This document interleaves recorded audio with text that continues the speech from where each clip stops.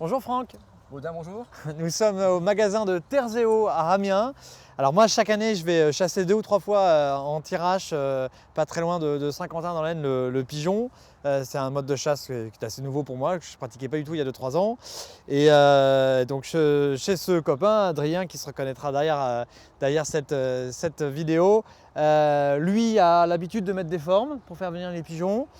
Ça marche à peu près correctement, mais c'est vrai que moi dernièrement j'ai entendu parler donc des palettes et j'ai vu beaucoup de vidéos de chasseurs qui tiraient des pigeons avec des palettes. J'ai l'impression que ça fonctionne très bien et chez Terzeo cette année vous avez deux nouveautés en termes de palettes. Est-ce que tu peux nous les présenter rapidement?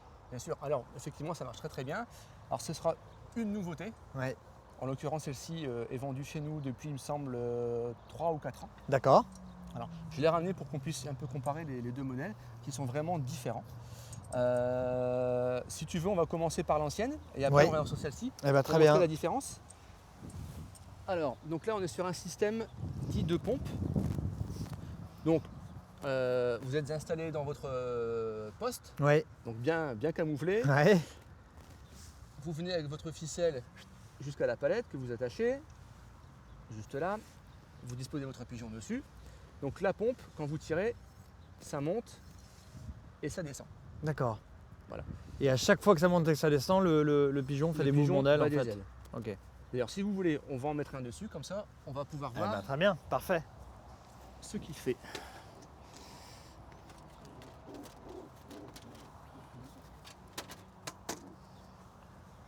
Qu'est-ce que c'est comme pigeon? Alors, vous avez c'est un bleu de Gascogne. Un bleu de Gascogne, Voilà. d'accord. C'est des pigeons qui sont assez fréquemment utilisés pour Tout à fait. Alors, ce mode de chasse. Ouais, l'avantage de ce pigeon, c'est qu'il est très docile. Vous pouvez le caresser. Ouais, il a l'air très sage. Très sage et pas du tout stressé. Exactement. Alors, on peut utiliser des pigeons ramiers qui sont, je dirais, même plus efficaces que le bleu de Gascogne. Ouais. Par contre, ça demande un peu plus de temps. Il faut s'en occuper très souvent. Alors, les personnes qui, comme moi, n'ont pas le temps d'aller tous les jours dans les volières, Ouais. c'est un peu contraignant parce qu'il retrouve vite son instinct sauvage.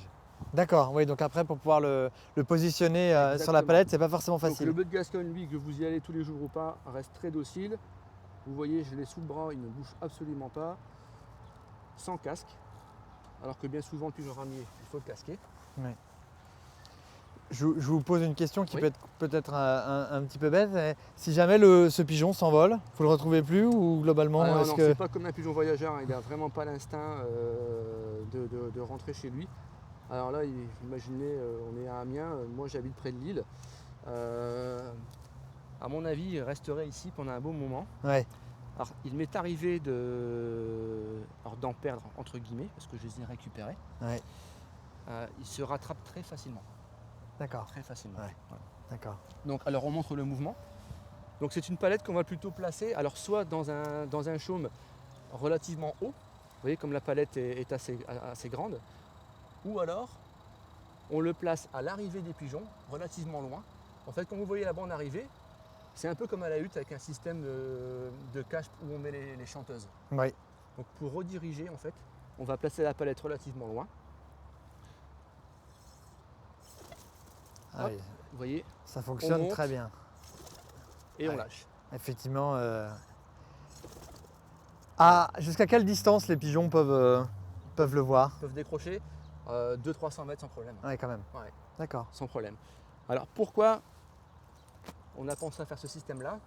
Parce que justement, dans certains cas, comme la palette est relativement haute, si vous êtes amené à chasser dans un champ de blé coupé où ça a été hercé, donc vous voyez un peu ici au niveau hauteur comme la pelouse, ce système-là est relativement haut. Donc un pigeon qui a 2-3 ans, il y a de grandes chances qu'il soit fait tirer dessus déjà. Ouais. Donc il se méfie. Ouais. Donc ce système-là, vous allez voir, il est beaucoup plus bas. Alors le sol ici est un peu dur. J'avais fait un petit repère tout à l'heure, voilà. Nous là où on chasse en général, c'est dans des maïs quand ils sont coupés. Oui. Plutôt quel système est-ce qu'on utilisera? Alors maïs coupé, j'opterai pour celui-ci. Celui-ci, ouais. Tout à fait. D'accord. Voilà. Donc on va mettre le pigeon sur l'autre système.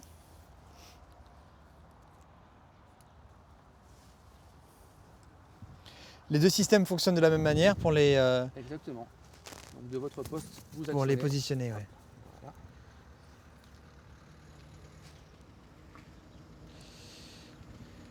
Et j'en profite pour montrer le système de piccolo si c'est vraiment très très facile. Vous voyez, pour régler, hop, voilà, c'est installé. D'accord. Donc là, le pigeon ne va plus monter, mais il va descendre. Alors, je vais peut-être l'attacher, ça ira mieux. Voilà.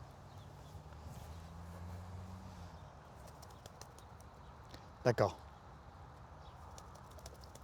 On Oui. peut se positionner jusqu'à combien de mètres à peu près du pigeon? Alors c'est une palette qu'on va placer à une vingtaine de mètres du poste, parce que c'est vraiment la palette de finition.